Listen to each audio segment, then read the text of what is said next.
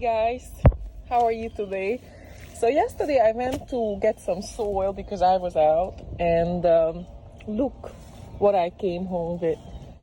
I have been looking for culantro, which is supposedly gonna take much better our heat in Florida than the regular cilantro at summertime, and so I was so happy to see it, that they had it. And then I also got some giant Marconi sweet peppers and a strawberry that is already flowering.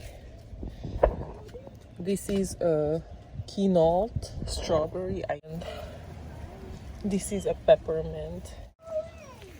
So all four of them with pots and all this little holder. It's kind of cute little holder, was $11.99, which is not too bad. And their soil it's like $8.99. I'm actually curious like how it really tastes. Yeah, it tastes like cilantro. I'm gonna go and pot them up right now because these pots are kind of tiny for them. See you guys later. Bye.